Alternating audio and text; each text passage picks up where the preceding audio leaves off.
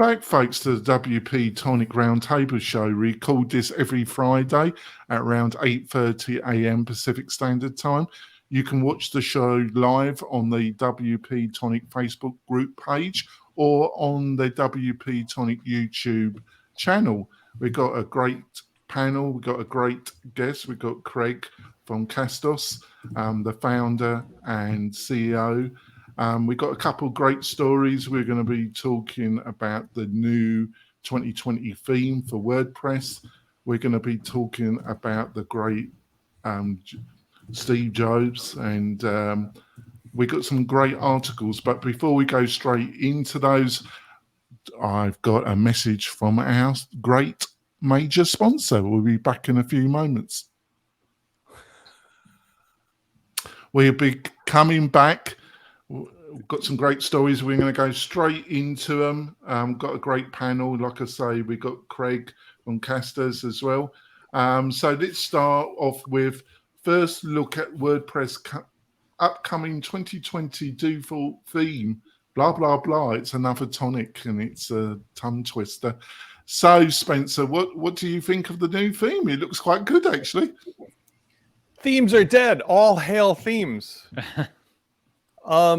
While it's quite interesting, I don't know really anybody in 16 years who uses any of these annual updated themes. And considering that we're in the world of the native page builder and blocks and so forth, I find it sort of interesting because although they're saying, you know, you'll have certain little clever features, the truth is that the Gutenberg native capability would be something more interesting if they provided a canvas type of a theme. You know, in other words, why don't we all jump on the bus and say that instead of releasing these clever little like specifically designed things that have 84 pixel fonts as the headline for everything, which is what's going on here, let's just say, how about a canvas for Gutenberg that you could drop your stuff onto and make it universal? That would be a much more clever use of time, in my opinion, although maybe not popular.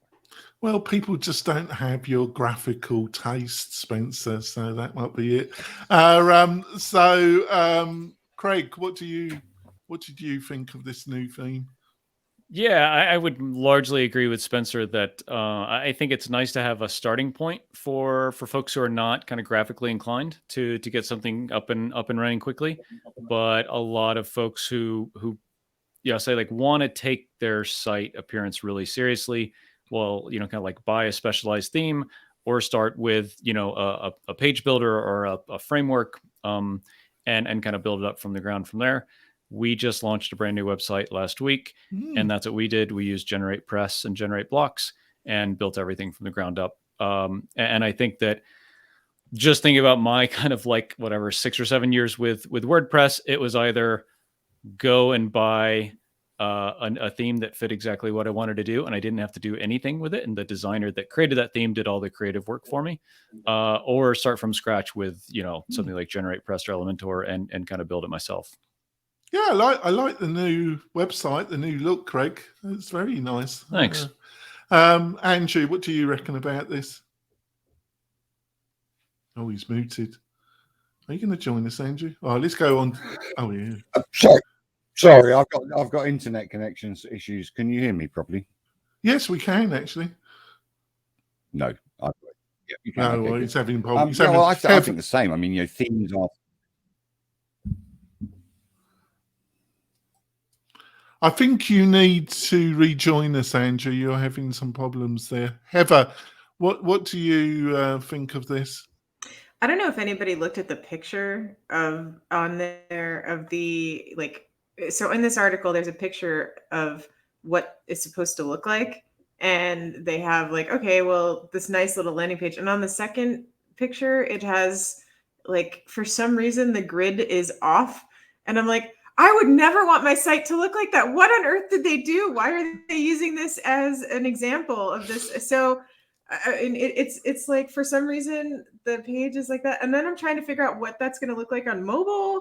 And so I would never, ever, ever, if I was scrolling past this in the preview, I would say nope, not choosing it. So I don't know what like design, like what kind of a designer is going to actually, I mean, and not that I'm saying grid is all, but I'm just like, what are they going for here? It just doesn't make any sense. So I don't. Isn't that true of all those themes? I mean, can anybody honestly say of the group here, has anybody ever been attracted to any of the 20-something themes? I mean, last year's model, that green thing, I literally want to check but I think it's probably not 84. I think it's 125 point for the H fonts, you know, and it's like, you put that into your WooCommerce checkout page, and it's like the word checkout is half of the page. I'm like, who's using those things? It's not even attractive, let alone. Well, it stick out, won't it? Yeah. So I mean, all I ever see is that like people get these themes as templates to build their Envato theme that they're going to sell on, and that's it. Like, so yeah. So what's the? I don't. That's it. Ever come out fighting? That's what I like to hear. I wonder, like a lot of us probably build products, instead of just starting from scratch every year with a new theme, why not just have like whatever they call it, like the core WordPress theme, and update it every quarter or every year or something, and not start from scratch. Like, I don't know how the theme developers do it if they which by the start way, from scratch, but that's brilliant, because like, for example, if you use a page builder like Elementor doesn't have a core page builder theme, but it does have hello theme that they suggest. It's like a canvas. Divi has itself, and other ones have themselves. But if we had a core theme that was for these purposes, like Cadence does, then they could actually make features built into the core theme that are useful, like click the checkbox to hide or show the title on this page, click the checkbox to show the footer or the header. Like, all those themes you have to right now go to another third-party theme in order to achieve. You're futzing around with like the 2020 something theme instead. It's like ridiculous. Nobody's thinking. What do you reckon? So, what do you reckon, John? I just think it's another sign of automatic that's stretched all over the place, don't you? I do think they're stretched a little thin, like butter scraped over too much bread. But I mean, this theme looks okay. I mean, truthfully, I don't know very many people that use any of these themes for a live site. Not really. But come on, panel. The problem is like with WordPress, there's so many different experiences now. There's a lot of people who are embracing blocks, and they're using either GeneratePress or Cadence or Blocksy or something else, or they're using page builder like Elementor or Beaver Builder, or they're still using Theme Forest. So there's just there's just not a lot of space for these. So yeah, I'm just trying to be nice to WordPress and Automatic. I'm just trying, panel. So Andrew, what do you reckon? Yeah, I mean, do we need WordPress to give us a theme? Really, it's great that they do. It's fantastic that they have contributors that do that and stuff like that. But, we've got so much else to think about. What I'd like to see is Gutenberg develop into what Elementor do, what Divi do, what Visual Composer do, and give us some layouts, right? Give us some layouts to work on. Give us even a full site layout, and help us build stuff. We've got BoldGrid, which is a phenomenal page builder, site builder. Basically, you just click one click and you've got your full site there. You can choose any number of 100 genres, and people don't know about BoldGrid, but you've got Elementor with all your page layouts, and you can just install a site in 25 minutes. So why do we need WordPress's help for that? I'd prefer them to, concentrate on making the fundamentals right, like getting us to get speed right and optimization right and full site editing right. They're too, like all of us, we have too many pies to choose from, and with WordPress, they're trying to be the kitchen, everything in the kitchen sink, and that's not right. I'm very focused. Andrew, you probably noticed that with a laser focus, aren't I, Andrew? Well, I find it funny and curious that our major sponsor is on the podcast today, and they've just redesigned their website. It's like it's almost a coincidence, Craig. It's brilliant. I mean, Yes. how did your website I know it's surprising, go? Andrew, but there is some thought behind this show. So there we go. Let's go on to stories. Ives remembers Steve Jobs 10 years on. So, Heather, to say that Steve was a complicated man would be a slightly understatement, wouldn't it, Heather? But he was a human being. He had great strengths and faults. Unlike some of the people we're going to be discussing in this podcast, he was still a human being, wasn't he? What did you reckon about this article, Heather? This was a eulogy for a friend. It struck me as someone talking about a complicated person. And it reminded me, like, I lost someone similar last year that was very polarizing to a lot of people, and like also very famous and changed the world in a very different way. And yeah, I mean, people that didn't know Steve Jobs personally, like, created an analog of him in their head and believe they know him. And Joni Ive knows him and lost his friend. And that's what this is about. And Steve Jobs is someone that, like, the influence that he had he changed the world forever, good or bad. He changed the world. That is like a point in time, like an immutable point in time when he came along, and not just from the iPhone. Like when he and Steve Wozniak got together and worked for Atari, they changed the world, and then they just kept doing it. So it's, I mean, like, how many people played Breakout on their little Nokia junk phones, and that was them. I mean, just over and over and over, the things that Steve Jobs created in his life changed our lives. And this, there's very few people in the world that have that kind of influence, and people forget that. People just see a polarizing man that was deeply flawed. Well, aren't we all? Yeah, yes, but I think because he was in such a spotlight, like because he had so many people around him all the time, just cataloging his every move. Like, we don't generally have that scrutiny. The average person doesn't have that scrutiny.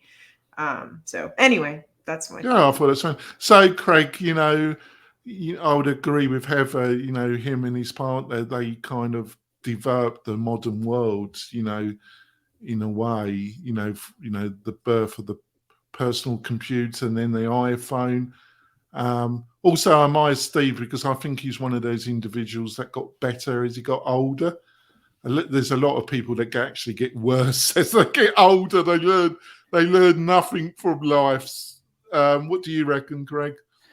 Yeah, I mean, so, like, obviously didn't know him personally, but from what I read and understand, like, one thing that he did was, like, demand excellence from everyone around him. And I think that, like, maybe the way he went about that came off wrong to a lot of people. Well, Like, he was brutal. He was brutal, wasn't he? But he was brutal. Yeah, but like, I think that it's his way of saying, I know you can do better, and I trust that you can kind of deliver what this project needs. And I see a lot of similarities in how people talk about working with Elon Musk. Like, I think he is probably quite similar, like, truly brilliant, pretty revolutionary, working in a really interesting field, being extremely demanding, but also, like Heather said, kind of changing the world, right? Like, the way that we think about electric cars and solar power and these things like that are really different because of Elon Musk now. And I count myself lucky to be living through times with these two people, because it really is, like, quite a different world. because of them and a whole bunch of other people. But yeah. So, Spencer, I think one of the things, you know, he was brutal sometimes, but I think he was also more brutal to himself, the demands he placed on himself as much as he placed on other people. What do you reckon, Spencer? One of the things I think about sometimes, because of the latest misbehavior of Apple amongst other large companies, is how might the actual world be different if Steve Jobs were alive, simply for his willingness to be the opposite of other large CEOs. In other words, at a time when Microsoft was going left, he would go right. And if, Steve Ballmer did this, he would go the other way, and so forth. And right now, more than ever, I have to say, I'm almost completely off of Apple in general. I still have an Apple iPhone, and I have a 2016 MacBook Pro, but I will never, in the near term, think of buying another Apple product again, because they've double, triple, quadrupled down on anti-right to repair, anti-privacy, pricing models that are ridiculous. They're selling stuff that's 20 years old as if it's like a whiz bang. Johnny Ives was not somebody that I agreed with a lot of the things that he did, but he had a good reason for it. Like, for example, I remember skeuomorphism as being, if that's the right word, right, with the original iPhone, where everything looked like it was in real life. That was amazing to me. And when they went off of that, I was annoyed. And some of his products were ridiculous. But at least you could tell that there was the interaction between him and Steve Jobs, the push and the pull, the tug and the give and take, to like, we're trying to do something unique here. And if it failed, it failed. But it didn't fail because they were trying to blow smoke up your rear end, like happens now. So I think the world is a little less well off as a result of his passing early. But he also, let's be honest, he didn't make friends along the way because he treated people with respect. He made friends along the way because people either feared him or hated him or respected him for his being right, but he was very gruff in his approach. Johnny Ives doesn't seem to have that problem, but Johnny Ives without Steve Jobs is like peanut butter without chocolate. I mean, it just, he's qualified, but I don't think on his own there's anything you could say remarkable about Johnny Ive since Steve Jobs has died. And that's no offense to him. Some people are like, Dean Martin and, the Rat Pack or something, or, Jerry Lewis. That was a combination, not one person by themselves.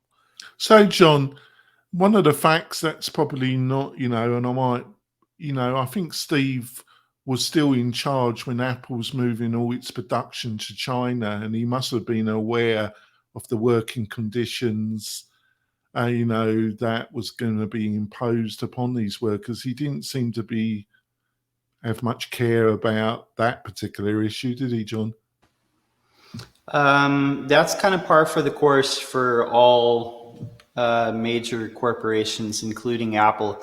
I think that people like Steve Jobs and Elon Musk are put on this pedestal, maybe more than they deserve to be at times. But yeah, of course they know what the conditions are in China.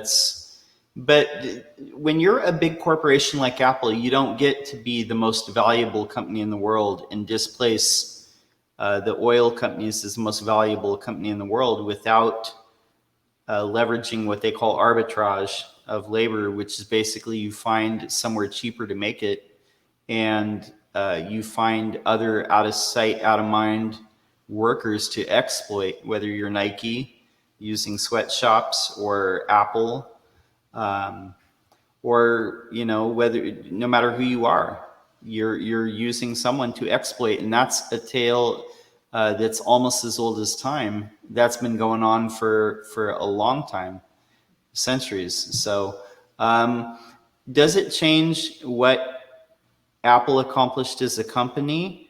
No, but I will say this. I think Apple has not had as much clear direction since Steve Jobs died. I think that when Steve Jobs was at the helm of Apple, that they had a more focused vision of what they were going to be doing 5, 6, 7 years down the line. Fundamentally haven't produced anything of any originality since his death. Yeah, have it's they? just a new iPhone with a new camera, like each Yeah, year. it's just been efficiently run, turned into a money engine, but the originality of the company is slowly dying. Andrew, to say that he was a complicated individual and a bit like Heather, he was in the spotlight, so those contradictions were in the public vision. But to say he was a complicated person it's a slight understatement, isn't it, Andrew? You're muted, Ollie.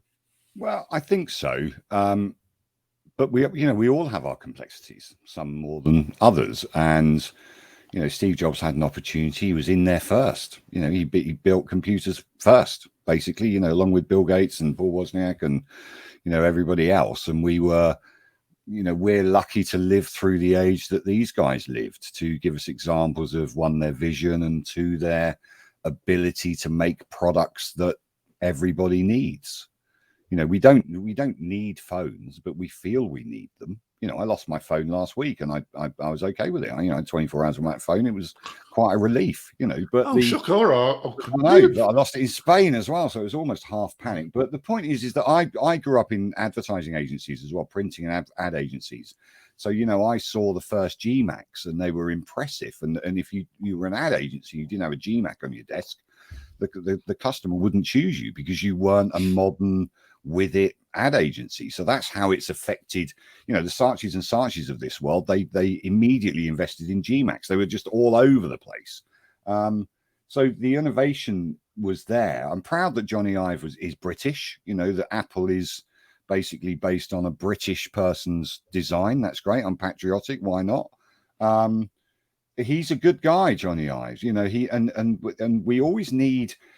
They're like musicians. Some musicians have a muse, right? Or poets have a muse. And maybe if you spin it round, Steve Jobs was actually Johnny Ive's muse. He just to finish off, and consulted with him, and that was his power.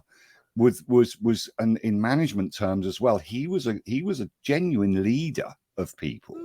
And he encouraged people and cajoled them. And, even by telling them off, he was still educating them on how to actually manage their own lives and their time and stuff like that. Often been said there's only 24 hours in a day, but these people, Elon Musk, Johnny Ive, Steve Jobs, all these successful people seem to manage to make 24 hours more valuable than the average person, and that's the key, I think, is that making sure that you are, doesn't matter whether you're horrible or arrogant or obnoxious or whatever, or nice or kind or whatever else, you have to make the most of what you've got. And that's the power of these people, is that they make the most of what they've got. And that's, so I've got no bone to pick with Jobs or his character or his anything. Bravo. Well done. He's changed our lives. I've got an iPhone.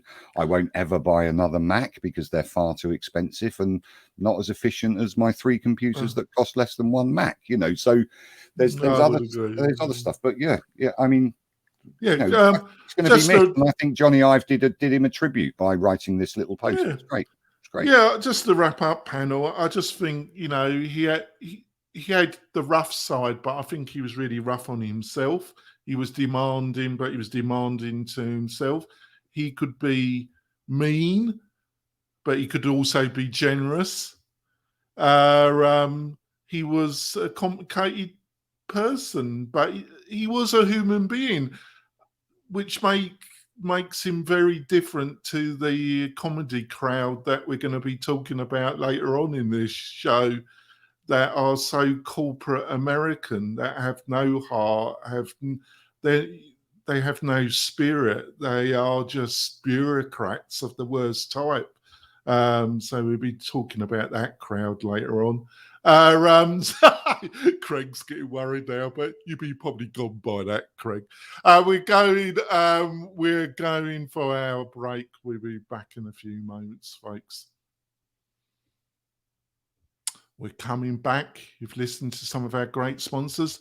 I want to give a special praise to Launch Flows. Launch Flows has decided to keep sponsoring the show. Your sponsorship is much appreciated, Spencer and Launch Flows. You look a bit happier, Spencer. There's a special deal going right now through October 14th with Bertha AI. Yes. Lifetime launch flows, lifetime Bertha AI for 10,000 words a month for just $219. That's a fantastic Get deal. it before it goes. I would. I might get that. Right, thank you for that. So on to a story that's kind of linked.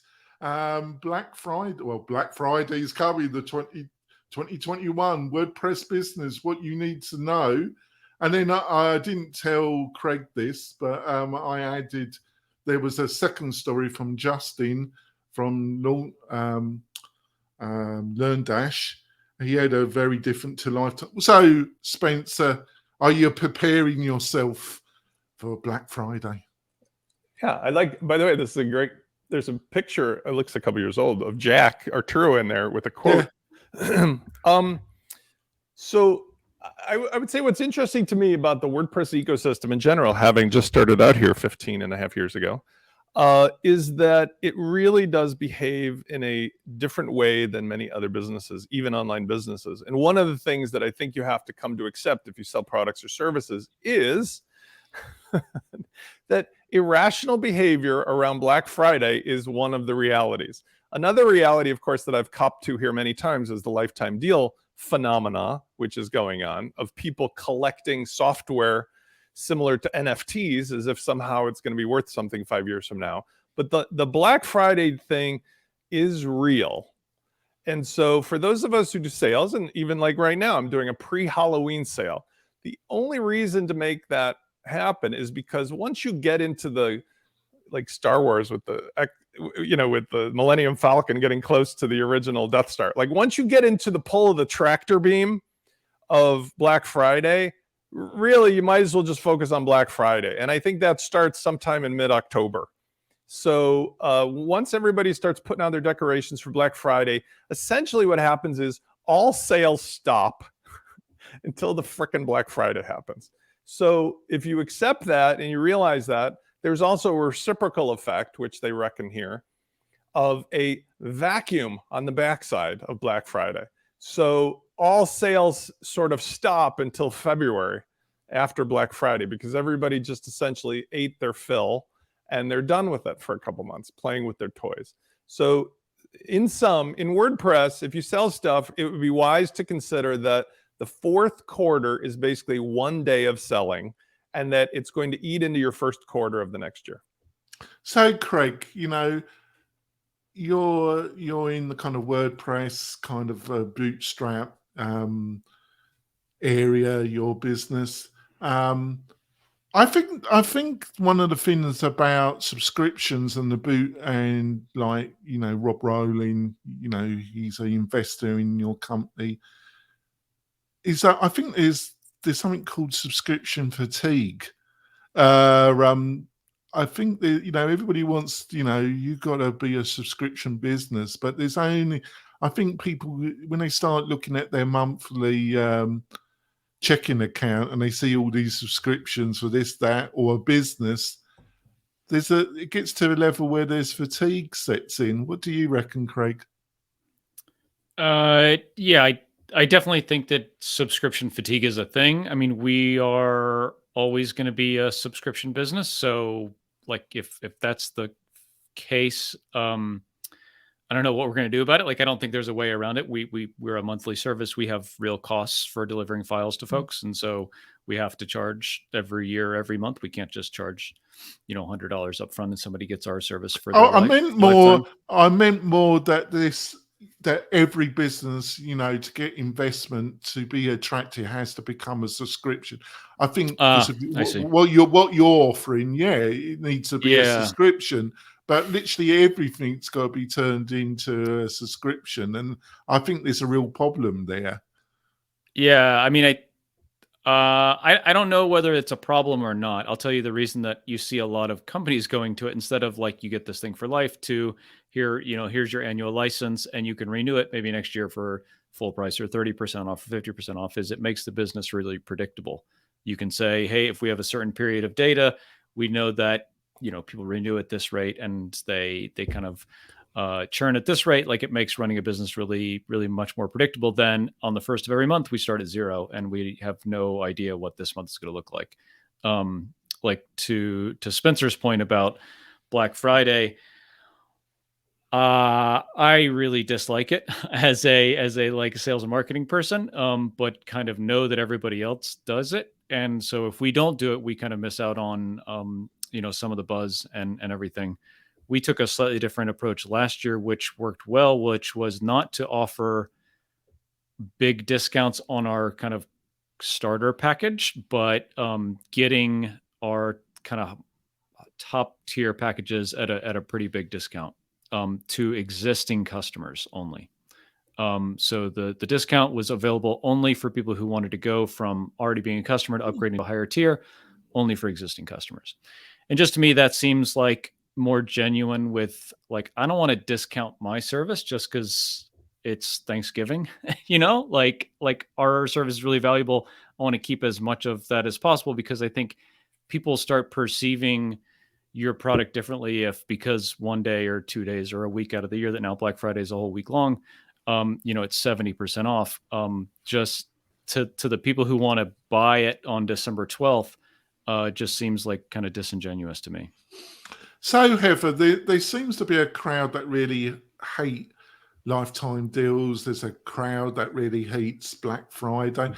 I think you really got to take it on a case by case. I actually like life. I normally when I'm interested in a product, I try it, and then if they offer a lifetime deal, because I'm running a business and I provide a lot of software to my clientele, blah blah. But I think you really got to treat, a lifetime, I think for a business trying to start out, trying to get cash flow, trying to get the wheel going, offering a lifetime deal might be a good idea to get going, to get users in. I think it's just a very varied area. What do you think I'm right, or what's your feelings about this, Heather? Of getting advertisements? Or no, I think the two areas. One is about Black Friday in the around WordPress plugin services or SaaS, and then this whole argument about AppSumo and lifetime deals. Yeah. So I mean, I think that using AppSumo is really good. I mean, like even at Evernote, like when we first started, we used AppSumo, and right. I mean, like we capped it at 100,000, and I mean that helped us to grow really fast. And we did like lifetime Evernote subscriptions for AppSumo for 100,000 people. They sold out in like a day, and yeah, well, I mean, we sold them for I think it was like $100, which was at the time that would have been a 5 year 5 years subscription. And that's what you really have to figure out. Like, it's not like you sell something for like cheap. You have to do it for like what is 5 or 10 years worth of revenue for your lifetime deal. But you also don't have to do it as a lifetime deal. You just have to do it as a discount on your revenue. And I always recommend to entrepreneurs, like, you don't have a list. You don't have time to build a list when you're starting out. And like you have to team up with somebody who has one. And then what you're discounting is like you're paying them for the value of your saving time. So this is a shortcut for you to get all of these customers fast. And then you just have to calculate what that's worth for you. So, I mean, all these people that are complaining about, the headaches of dealing with all these customers that you're getting from the sale, like at the discount. Well, then you calculated the price wrong. That's on you. That's not on AppSumo. That's not on Black Friday sales. That's not on this. That's you screwing up your pricing. I think you made it excellent, because I think a lot of, especially technical founders, technical people, totally underestimate the amount of work it takes to build up an online audience. The years of slogging away every week producing a podcast or a video, the consistency, the commitment that's necessary to produce over 600 audio podcasts. They for understandable reasons, they tend to discount the dedication that takes ever. But there we go. So over to John. John, what do you reckon about these two articles? Yeah, so the Justin from LearnDash, his argument against lifetime deals is that all companies are going to want to either phase out or sell. And we have seen so many companies within the WordPress space exit recently, or in digital marketing, or even, you know, companies that are bigger than this sell to other companies. So with that being the end goal for 90% of people, he's saying that lifetime deals were not a roadblock, but only because he didn't have a lot of them. But all the companies where he was talking about exiting or selling LearnDash to them, they all asked about the handful of lifetime deals that he sold early on. Yeah, well, they were just using that as a lever to beat him down a bit. They're bound to do that, aren't they? You know. I do get that, but I think that in the WordPress economy, I think that a lot of people did lifetime deals in the past because they saw other people doing it, because a lot of companies reversed that. There are a few which have not, like Advanced Custom Fields has not so far. And you know, Spencer and is offering his lifetime deal, but there are a lot of people that they're thinking like at some point I'm going to want to sell this to somebody else and cash out, which that is great too. But that's his point, I think, is you know, and AppSumo, there are a lot of people that do that. They wait until Black Friday, or they get those AppSumo deals, and then they never use like 85% of what they buy. There's that bit. So I think it's very complicated, Andrew. I think the way Spencer approached his lifetime deal was very logical. Offer a really good deal, but make it quite clear that you're not offering lifetime support, which I think is, as long as you explain it quite clearly, which Spencer did with launch. I'm trying to wonder who he got that advice from. I don't know, but I think when it came to Justin's position, I think those that offering a lifetime deal as a special, you know, only offering it every couple of years or something, I don't know, it's not a bad idea. I think it's when you're offering it all the time, or you're offering lifetime support. It's just crazy, isn't it, Andrew? I think you're right. And what Heather nailed it really, because basically you have to think of AppSumo and or lifetime deals, even if you have got a list, as a cost of advertising. It's a cost of acquisition, right? So it costs us $20 to get a customer, and they give us $1,000 a year. That's great. It'll cost you $100, but AppSumo is, I think it's a 50-50 deal. I'm not sure. It could even be as high as 60-40 or something like that. But it's higher if you for think them. of it, sorry, it's higher for them, like 70-30. Well, whatever it is, it's, you know, so it's pretty, but it's okay. It's a cost of acquisition. It's advertising. So if you think about how much you're going to spend on advertising of getting 100,000 customers in 48 hours or 24 hours, or however long it took Heather to do that, then it's a good idea to have that. Maybe yes, restrict the support. You know, Spencer and I have talked about this at length, but you have to think of it as a Groupon deal. You know, and restaurants, I deal with restaurants every single day of my life. And Groupon, years ago, I used to persuade them to join Groupon. And I had a few people saying, this is costing me a fortune. I said, well, it's not actually, because you get the data of the customer afterwards. You've covered your costs to actually feed and water these people. And they, you know, 40% of them will return to your place and use the 25% discount that you've got that they won't use through Groupon. And it is a cost of sale. So think about that. And honestly, it's one of the best ways to generate income for your business. Lifetime deals, you have to be careful. Like Bertha, we can't have a lifetime deal on it because it costs us every single time you generate a word. So for us to give us a lifetime deal would be foolish in the extreme. For Craig to give a lifetime deal would be foolish in the extreme. It would actually stop growth, because you can't employ people to support the customers that you've got on that have been loyal and actually pay a full subscription. But if you've got a little bit of a software situation or a SaaS situation that you want to give a massive kickstart to, AppSumo or similar is a very, very good idea. And I've got nothing against, I believe in lifetime deals, and I've certainly got some lifetime deals on the 27 plugins that I own now. There's 4 of them with lifetime deals, because it's 4.3 years that these people will continue to use the plugin. They'll get updates, they'll get support, they'll get whatever. It doesn't cost much in time management for that. We've got support systems already built in.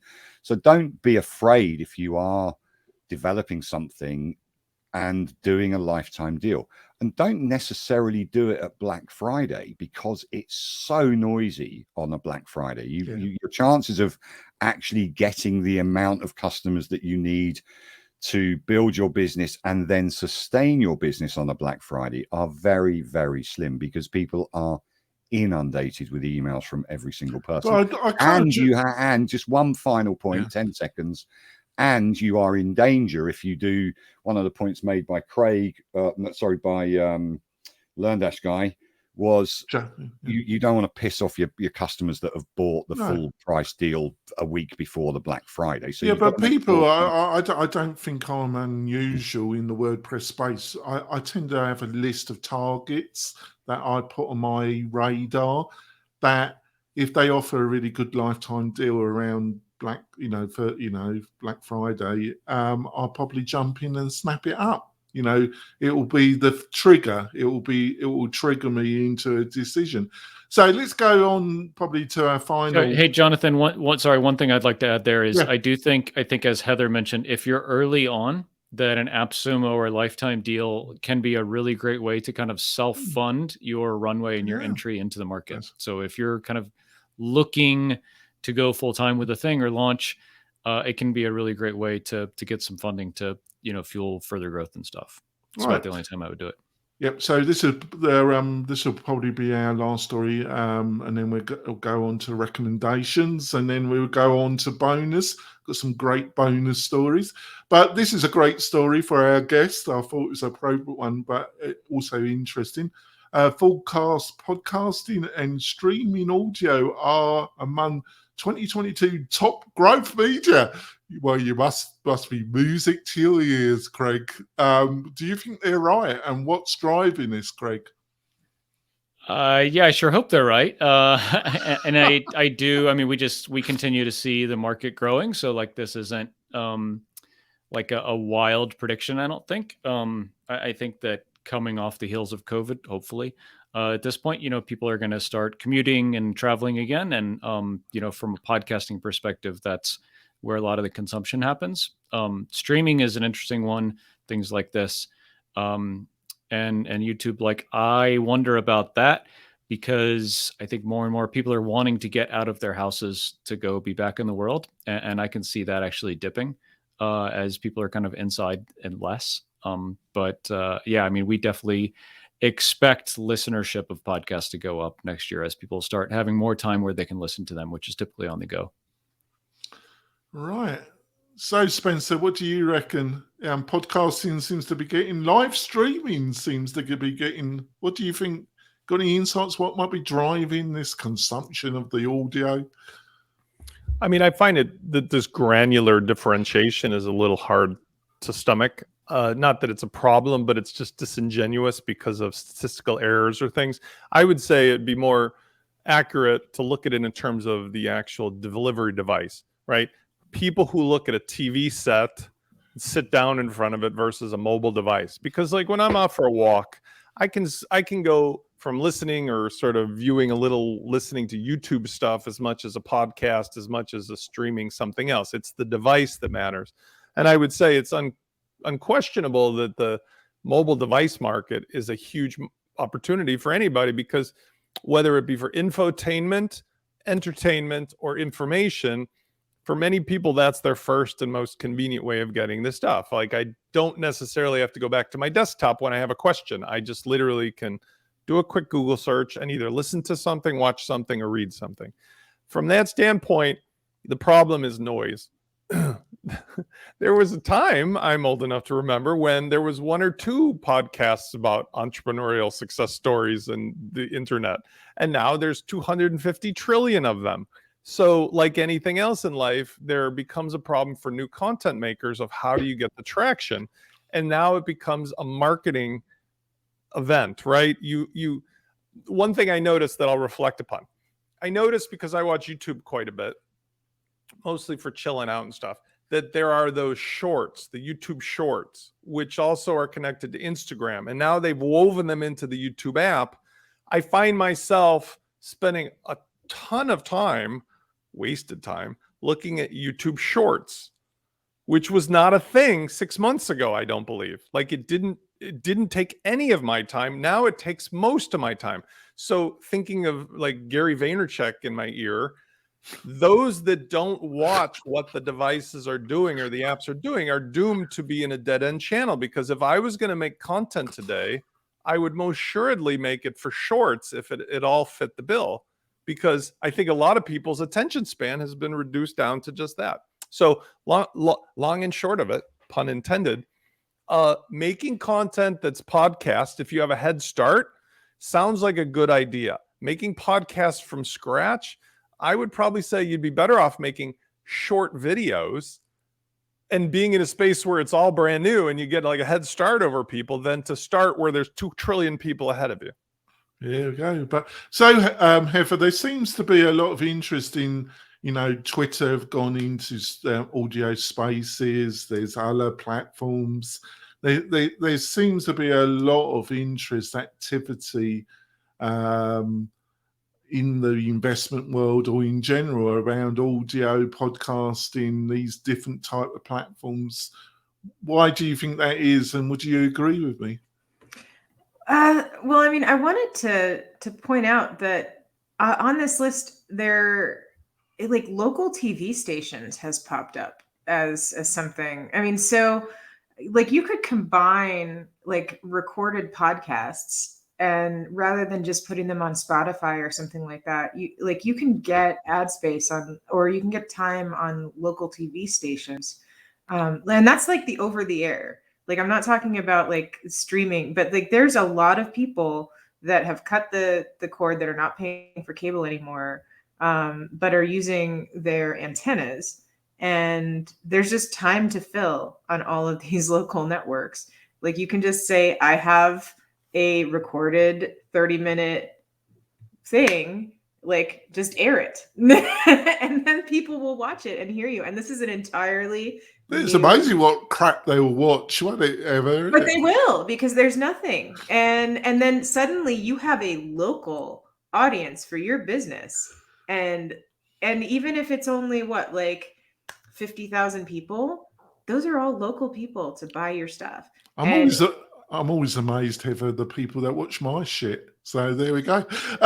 So there we are. John, what do you reckon, John? Yeah, this is the 2 areas that are 17 and 18% going to change for the positive are streaming audio and streaming video, with local TV being 12%, and targeted banners, interestingly enough, 12% going up, which is interesting to me. But like the big losers in this category is newspaper, printed directories is the biggest one. It's just very, it's continuing this trend of the attention is been going online for 20 years, and it's accelerating now. Now there's entire generations of people who have these consumption habits, and it makes sense to target streaming audio, podcasting, streaming video, YouTube. Makes a lot of sense to me. because that's where the attention is. Right, I want to go on to our recommendations of the week. I knew I wanted to speak. Well, you've been speaking quite a bit, Andrew. I have not. I've been the last one. I'm going to get you next week when I'm host. You wait. Yeah, there you are. I'm not going to be speaking over my own show. Let him go. Yeah, you have a go then. Right, so in the UK, over the last 48 hours, Sky Glass has launched, right? You ever heard of something like Sky Glass? Sky Glass, or Sky in our country, is universally satellite TV. They have just launched Sky Glass, which is universally streaming TV, right?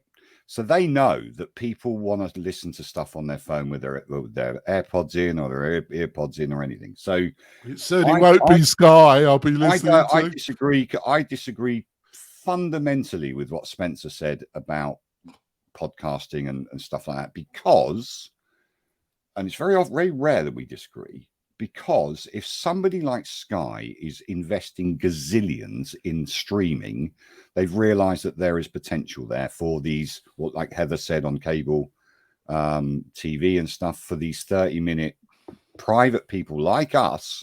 Hey, we've got a podcast, it's 30 minutes long, stream it for us.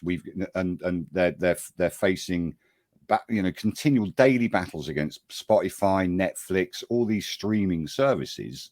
And we are going to see a total change, in my view, going to see a total change in the way that TV is presented to us, because there is crap on TV, right? That's why Netflix is so successful, because people want to sit and watch a movie. They don't want to watch a series.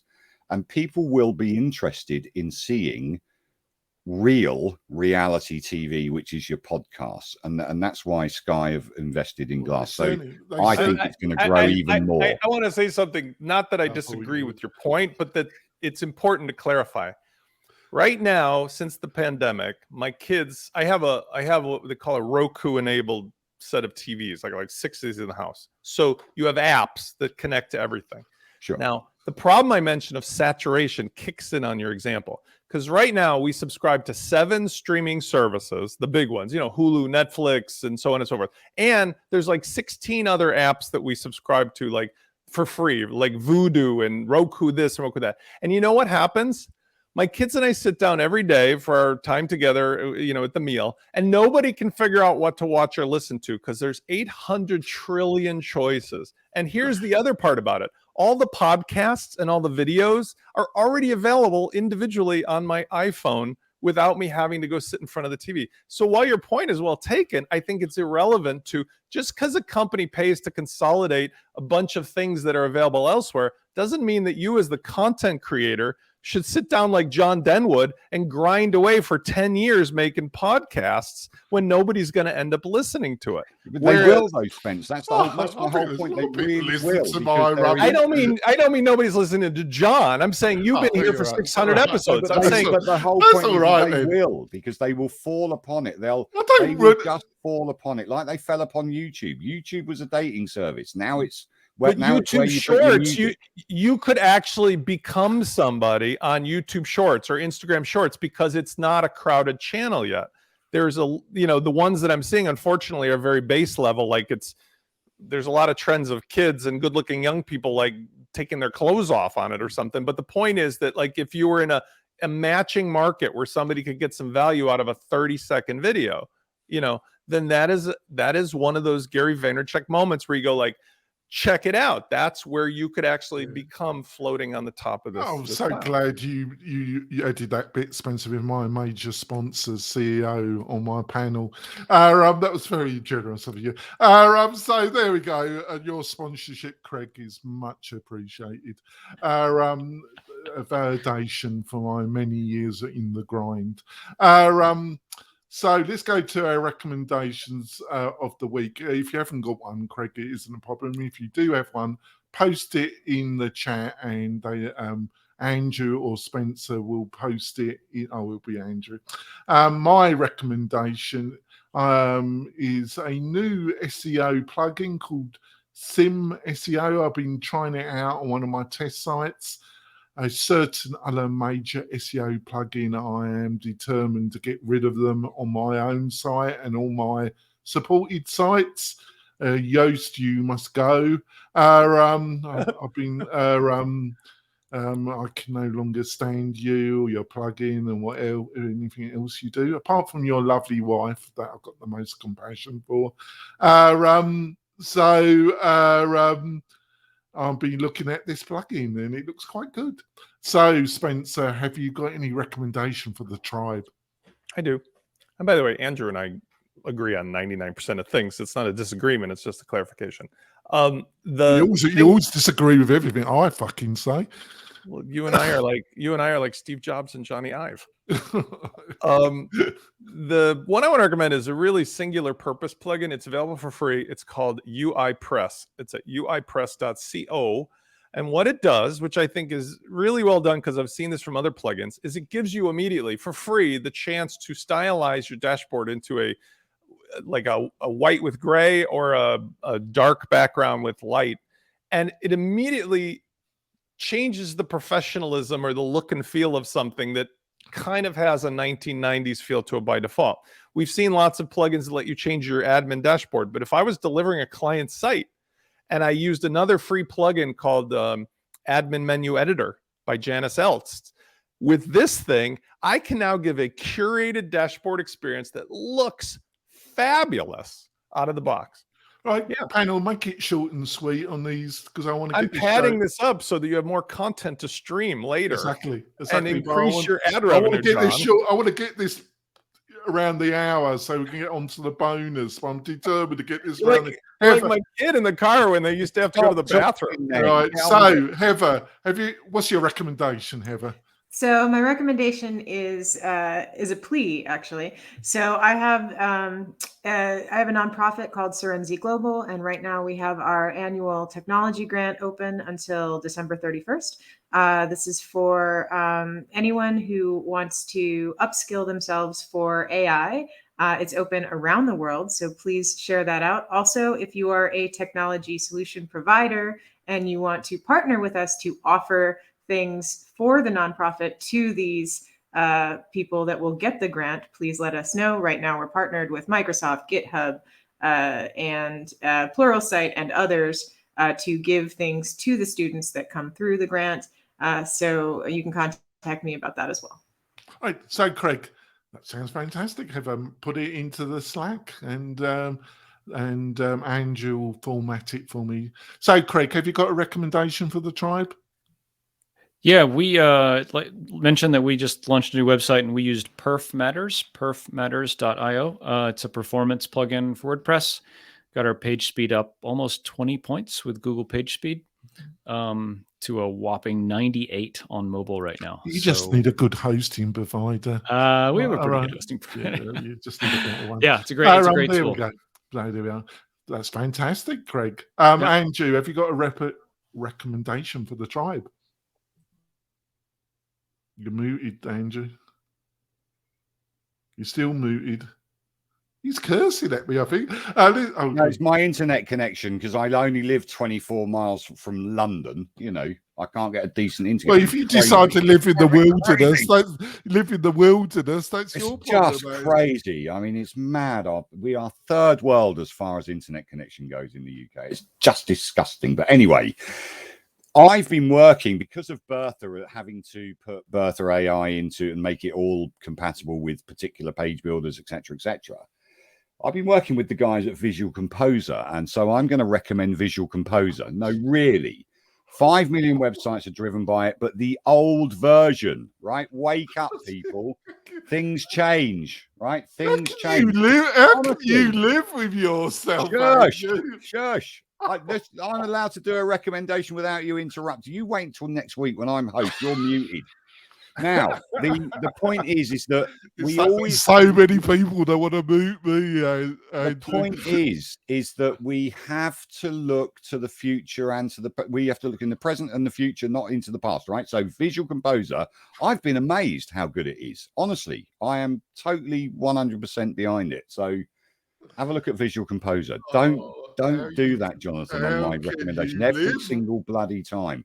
It's brilliant. They're really hardworking people.